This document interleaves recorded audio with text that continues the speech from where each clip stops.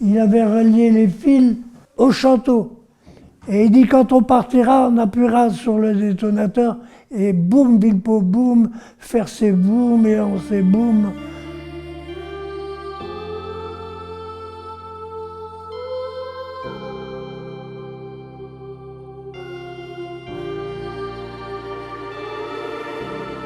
Vous êtes né ici, à Villepot? Là. Et je mourrais là. Papa était parti à la guerre, on n'entendait pas parler, quoi. Parce qu'il n'écrivait pas souvent, c'était censuré, c'était...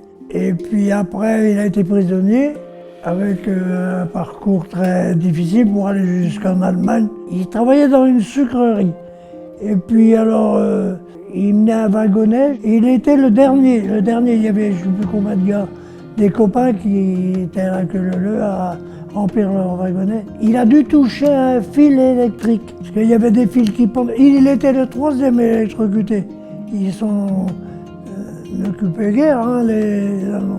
Ben, personne ne l'a vu. Tout d'un coup, il y en a qui s'étaient tournés, ben, il était mort. Et c'est tout. On l'a su que 3 mois après, hein. Le jour de Noël, 39, on faisait cuire de l'oie. Je venais d'avoir 3 ans, parce que je suis du mois d'octobre. Mais je me rappelle comme si c'était d'hier. Hein. C'est mon grand-père et mon oncle de Noyal là, qui sont venus nous annoncer la nouvelle. Je me souviens, ma mère, quand elle les a vus à vélo, tous les deux, elle dit, mais oh, il se passe quelque chose, il y a un malheur. Alors ils sont rentrés, et puis bonjour, bonjour. Et puis mon grand-père, il n'arrivait pas à annoncer la nouvelle. Il nous a pris sur ses genoux, ma soeur et moi, puis il s'est mis à pleurer, puis il nous a dit, vous êtes orphelins. C'est tout ce qu'il a dit. Ma mère s'est évanouie, on a été chercher la voisine qui a donné à boire de l'eau de vie. Je me rappelle de tout ça. De l'eau de vie parce que c'était comme ça dans le temps. Pour réanimer quelqu'un, on lui faisait boire de l'eau de vie.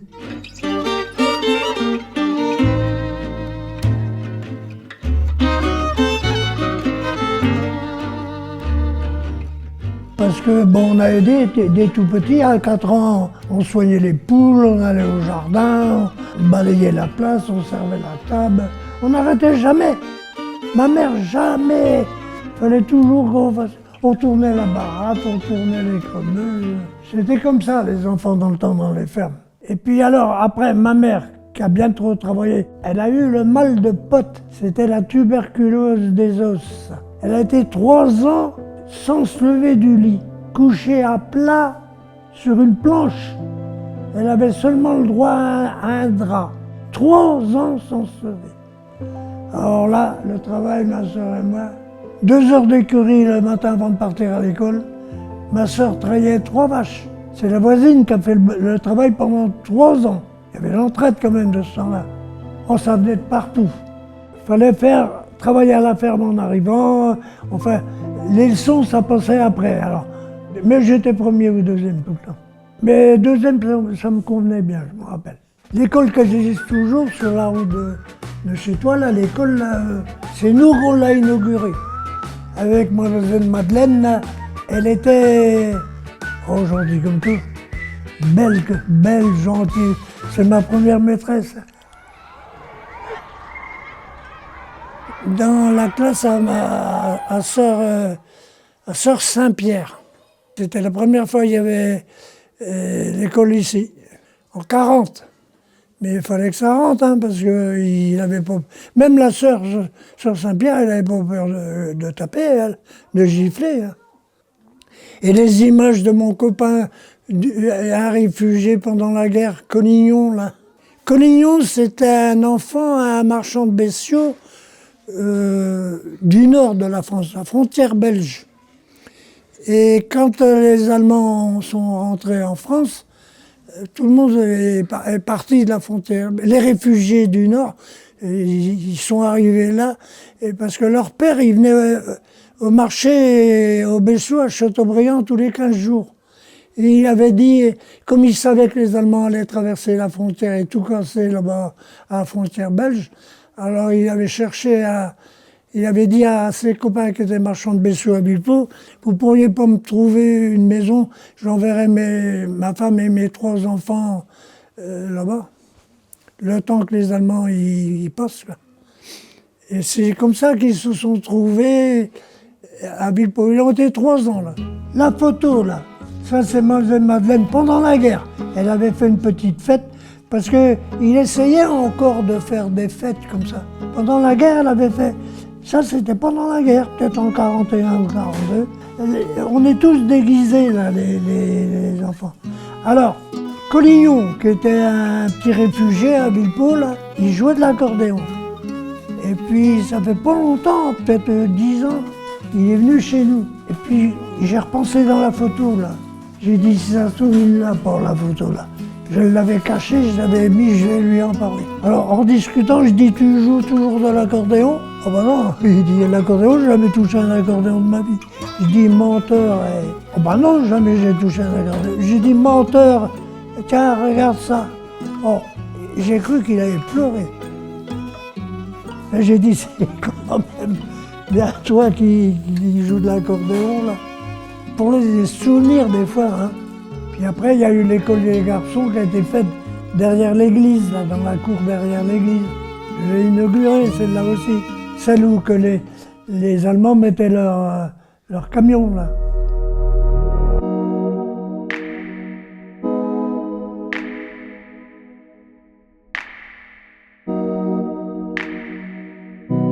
Les Allemands, ils sont arrivés par la route, là, où vous avez tourné, là, sur la route de Poncé, là. Parce qu'ils venaient de l'Est, quoi. Mais ils sont venus à pied de l'Est, mais sans tirer un coup de fusil, hein. Ils ont envahi la France dans les Vosges, là-bas, je ne sais plus où, là-bas. Et puis, il n'y a pas eu de résistance, presque pas, quoi. Ils sont arrivés, je ne sais plus qui c'est qui l'a dit, on a été au haut de la route, voir les Allemands passer. Alors, ben, ça défilait. Et beaucoup d'Allemands, ils roulaient en sidecar à 2, comme ça. D'abord, il fallait corriger quelque chose, parce que pour nous, c'était des bandits, c'était des envahisseurs, enfin, il avait tué papa, et puis bizarrement, au haut de la route, là, il y avait un cheval, il traînait une grosse marmite fumante, et il mangeait des haricots. Et les haricots, ça sent bon, les haricots, quand ça cuit, les haricots secs, comme ça, quand ça cuit. Moi, je me rappelle, je reviens à la maison, je dis, les Allemands, ils sont pas méchants. Ils mangent des pois, parce qu'on appelait ça des pois. Ils mangent des pois. Et pour moi, tout le temps, les Allemands, c'est des gens qui mangeaient des pois. Mais bon, après, j'ai changé d'avis, dit. Mais non, oui, c'était des gens, ben, oui, comme tout le monde. Et je vais même vous donner une anecdote.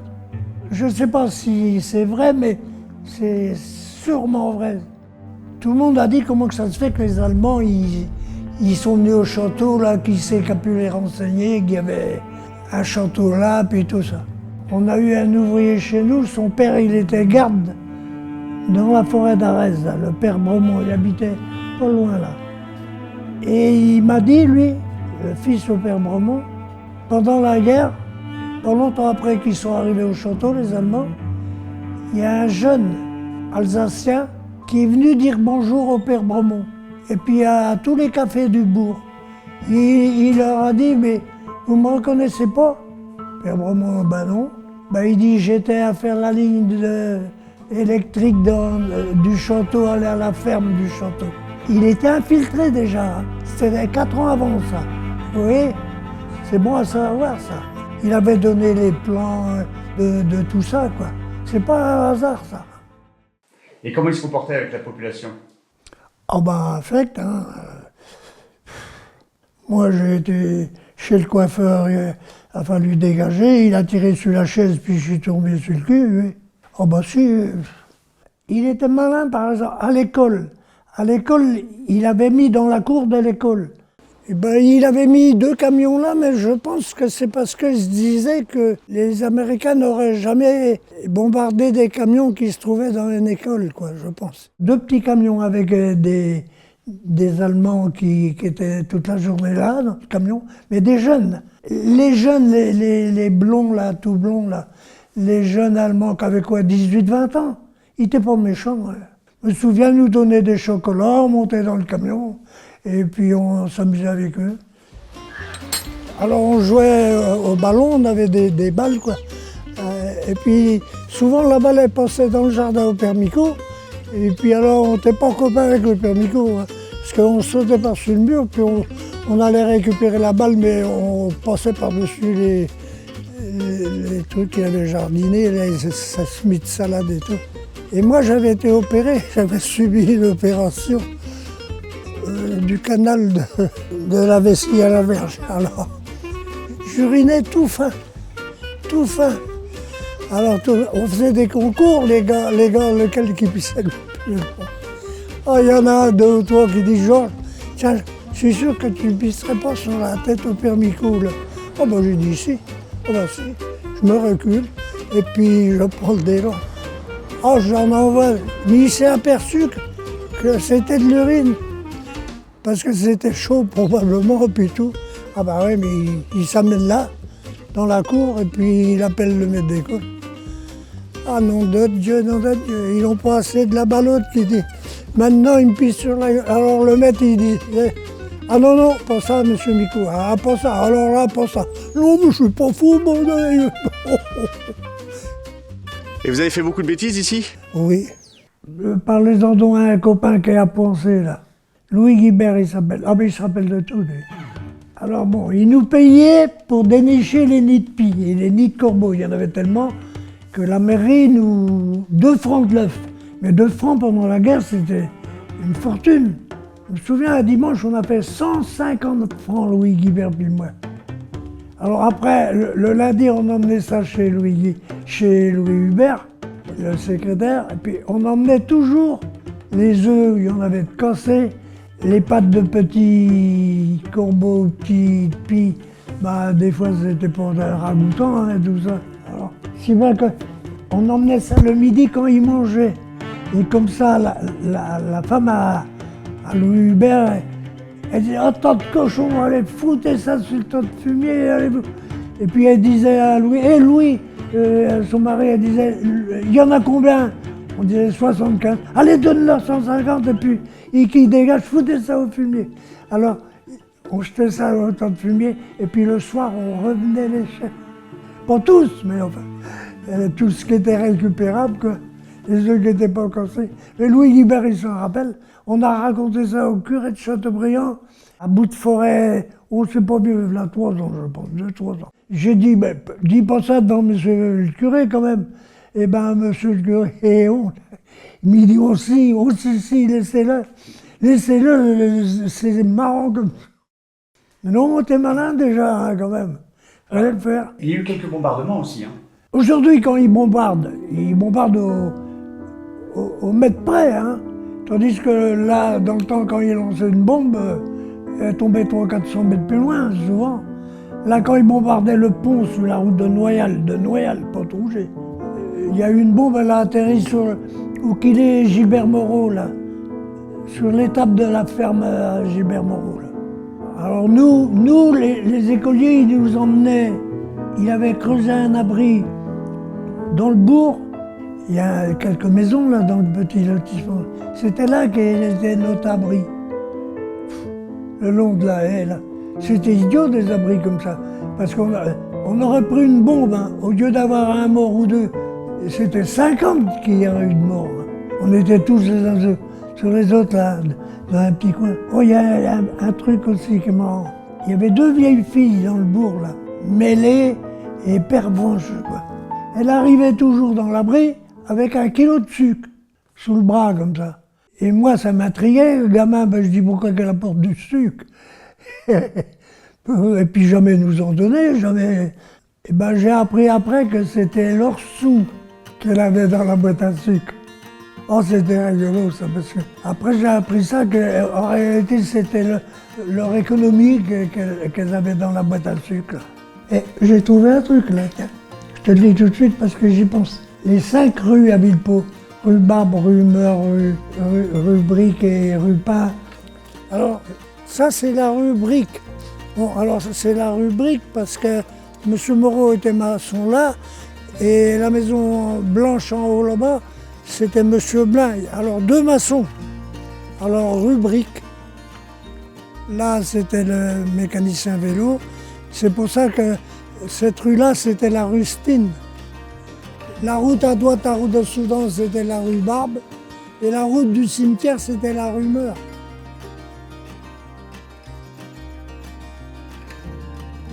Ici, on est quelle rue là? La rue Barbe. Ben parce que la Barbe, 2 coiffeurs. Un là, puis l'autre là. Et les deux marchaient? Ouais. Enfin, ils faisaient des sabots, ils marchaient. Ils vivaient de rien, les gens. On essayait d'aller chez tout le monde.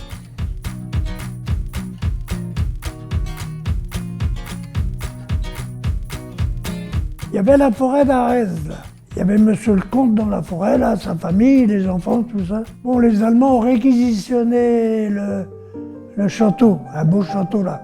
Ils étaient 30 gradés allemands. Parce qu'ils commandaient la façade atlantique, là. Et il y avait un dépôt de munitions dans la forêt d'Arez. Ça avait été calculé avant. Elle avait été choisie parce que la nuit, la forêt d'Arez, parce que la nuit, ils pouvaient amener des trains, les décharger, les amener dans les trous là, que les fermiers allaient creuser. Ils réquisitionnaient les fermiers. Là. À Villepot, ça s'est bien passé. Il n'y a eu aucun déporté de Villepot, aucun déporté de Villepot. Soudan, Noyal, Fercé, Rouget, Martillet et Ancé, il y a eu des déportés. Et moi, je pense savoir pourquoi il n'y a pas eu déportés à Villepot. C'est parce qu'ils étaient dans la forêt. Il y a eu des déportés où il y a eu des parachutages de munitions, d'armes, des parachutages, Fercé et tout ça. Et comment voulez-vous récupérer des munitions alors que les Allemands étaient là? Si bien qu'à Villepot, il n'y a pas eu de déportés. Quand ma mère elle nous envoyait à Châteaubriand, chez Audrin, là, auprès du théâtre de Verre, là, chercher des pneus pour notre vélo et tout ça, là, et qu'on passait à la Sablière, là, à Châteaubriand, la Sablière, là, qu'on savait qu'il y avait eu 27 fusils, et là, le poil nous piquait sur la tête quand même, hein. Mais autrement, il fallait bien vivre. Le chef, là, le capitaine, là, le sanglier, là, qui m'avait tiré sur ma chaise, là, on l'appelait le sanglier parce qu'il avait du poil partout, il était comme ça, il était bourru, là. Il disait, petit Villepot, boum, petit Ancé, boum, parce qu'il avait mis plein de munitions, là. Il avait relié les fils au château. Et il dit, quand on partira, on appuiera sur le détonateur, et boum, Villepot, boum, Fercé, boum, et Ancé, boum. Enfin, il disait toujours ça, petit Villepot, boum. Mais finalement... Ben non, parce que quand ils l'ont appuyé, ça foirait. Et c'est les Sénégalais qui nous ont sauvé la vie. Pourquoi il y avait des Sénégalais à Villepot? Oh, c'est tout simple, je pense. Parce que les Allemands, une trentaine, puis il avait 25 ou 30 chevaux, là. Il fallait leur faire à manger et tout, quand même. Alors c'était des Sénégalais et des Marocains. Il y avait quelques Marocains. Ça se comprend, parce que, tu comprends, ils ne pouvaient pas avoir des Français à leur service, parce qu'il aurait été de connivence avec les Français. D'abord, il aurait causé le français, tandis que là, il avait des Sénégalais et puis des Marocains qui ne pouvaient pas... C'est sûrement pour ça qu'ils prenaient des étrangers comme ça. Derrière le château, il y avait un parc où ils étaient parqués les Sénégalais, là, avec 2 voisins, mais beaucoup plus vieux que moi, parce que moi j'avais 6-7 ans, quoi. Mais j'étais déjà volontaire, hein. C'est parce que mon père était mort que j'étais volontaire. Parce que les gars de ma classe à Villepot, ils n'avaient pas la même... Non, ils réagissaient pas comme moi, mais je pense il fallait que je me venge, quoi. Alors j'allais avec eux, et c'est moi qui jetais les œufs par-dessus le grillage. Des fois, le Sénégalais, il plongeait pas assez vite, l'œuf, il tombait par terre. Avec une cuillère, il ramassait ça. Puis on avait de la farine, du lait, tout. On leur portait ça, puis ils faisaient des crêpes après. On me rappelle un coup qu'on avait été pour débiter un pied de chêne, puis les Allemands se sont amenés, les Marocains, là, les Sénégalais, avec leurs petits mulets, là, ils ont amené des pieds de chêne à débiter. Et le père Amon, il dit, ah ben non, il débitait le pied de chêne à ma mère. Eh ben, l'Allemand, il a dit Raous. Le père Amon, il avait eu un petit coup. Je me rappelle, il avait fait de nous comme ça, il avait dit, sale bouche, il dit. Oh, ma mère, elle dit, ils vont le tuer avec sa famille, c'est le plus gosse. Et ils vont le tuer. Sale bouche, il avait dit. Et ils l'ont pas tué. Bah, il en avait besoin en même temps, hein.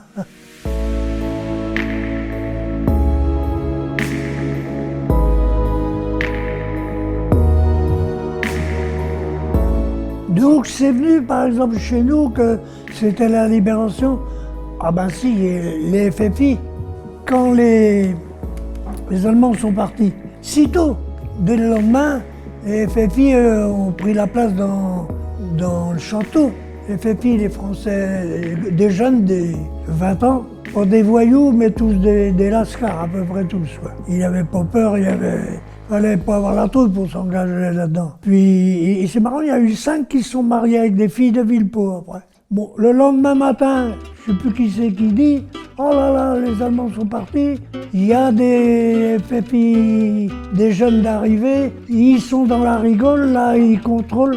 Puis il y avait un gars à Villepot, dans le bourg de Villepot, Jean Labique on l'appelait, parce qu'il faisait toujours bé comme ça quand il rigolait, là, il faisait bé.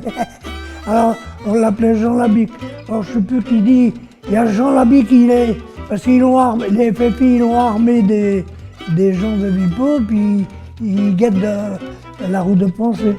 Alors la voisine a dit, il y a Jean Labique qui est en train de garder la route avec un fusil. Oh, oh. Ah, ma mère, il va tuer tout le monde, c'est pas possible. Et l'histoire de la bagnole, je la raconte. Hein. Bon, ma mère, elle faisait creuser un puits, là, juste devant où il y a le trottoir. Et pendant la guerre, bon, il n'y avait personne pour creuser le puits. Le maçon, c'est le maçon de Villepot, là, qui dirigeait le chantier, quoi. Bon, ben, il venait de Snones à pied. Et quand les Allemands sont partis de la forêt dans la nuit en vitesse, il y en a un, sa bagnole, le pneu a éclaté. Et il a été au fossé.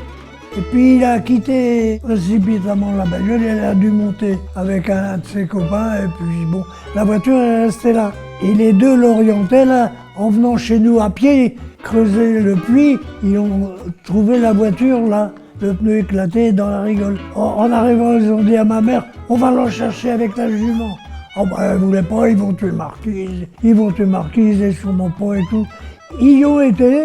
Et puis ils l'ont ramené, on a fait un trou sous le poignet, on a mis des perches, ils ont installé tout ça. Et puis la bagnole, elle a été un mois là, sous le poignet. Et puis de temps en temps, on faisait des tours sur la route avec Roger là, puis l'autre là. Quand les Allemands ont fui, ah ben ça mitraillait de partout, hein. Ils ont été attaqués à Prancé, à la promenade là. Ils viennent de faire un petit monument, un petit truc là-bas, à la promenade. Et il y a eu 9 Allemands tués, je crois. Et puis le fermier qui habitait la petite maison au carrefour de la route, il a sorti, ben, le lendemain matin, ils l'ont trouvé tué là. Ça catardait tellement qu'il a pris une balle. Hein. Et on entendait ça à Villepot? Ah oui, chez nous là. Le voisin qui habitait la maison juste à côté là, il a pris son vélo le lendemain matin, puis il a été voir là-bas. Qu'est-ce qui s'était passé? Bon, il y a eu je ne sais pas combien d'Américains, puis c'est 9 Allemands ou 7 Allemands de tués. Et les Américains, donc vous les avez vus à Villepot également? Ah oui, surtout je les ai vus le plus, parce qu'à Villepot ils venaient pas beaucoup. Mais j'avais mes cousins, Martin, le maire de Noyal, c'est mon cousin. J'allais en vacances là-bas et il y avait un café à l'Espérance. Les Américains, ils venaient au café. Ben, je le marque là dans mon livre. Là. Dents blanches, mains fines.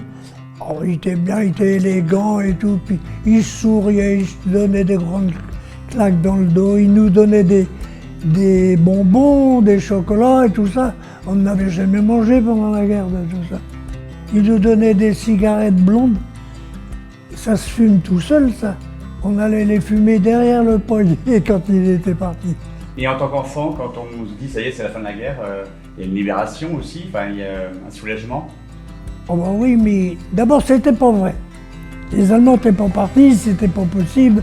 On a mis au moins 15 jours, 3 semaines, 1 mois avant. Et les gens y voyaient encore Hitler. Mais non, on a vu Hitler l'autre jour, il y a quelqu'un qui a pensé c'est sûrement Hitler. Fou, complètement fou. Les gens, c'était tellement beau, tellement difficile à croire. Les prisonniers de guerre, quand ils sont revenus, il avait le droit à un prisonnier. Rémunéré un peu, mais pas beaucoup, quoi. Mais il avait le droit à un prisonnier. Et mon oncle Duplessis, il avait un prisonnier. France, qui s'appelait. Il venait chez nous travailler des fois là. Et cet homme-là, il était respecté quand même? Oui, il était respecté, mais ça restait un Allemand quand même. Mais il était tellement gentil que, oui, je vois pas. Je me souviens un coup à l'église, il s'était assis, puis il n'y avait jamais assez de chaises à l'église. Tous les dimanches, l'église était pleine. Les derniers qui arrivaient, ben, il fallait qu'ils retournent au bistrot chercher une chaise, parce qu'il n'y avait plus de chaise dans l'église. Mais les bistrotiers étaient contents, parce qu'ils prenaient la chaise, mais ils étaient sûrs qu'il allait leur ramener à la fin de la messe, et puis alors il allait boire un coup, quoi. Oui, alors l'Allemand, la France, il était assis dans une chaise, puis il y a un Français qui s'est amené, il a tiré sur la chaise, puis France, il est tombé sur le derrière. Mon tonton, ma tante, et puis même ma mère, parce qu'il était gentil, ce monsieur-là. Et quand on avait appris ça, on ne pouvait pas les couillons. Ouais. Mais il n'avait rien dit, il disait rien, c'est qu'il faisait les petits, tous les Allemands. Mais il y a eu beaucoup d'Allemands qui sont partis en cachette. Hein. Et lui, il est resté longtemps? Oh, peut-être un an, un peu. Oh, longtemps et pas longtemps, quoi. Peut-être un an. L'Allemand qui désertait, le fermier avait une amende. Il fallait mieux le surveiller, puis souvent les fermiers, c'était des anciens prisonniers. Ils étaient d'accord. Il n'avait pas le droit, mais il comprenait qu'ils voulaient foutre le camp, quoi.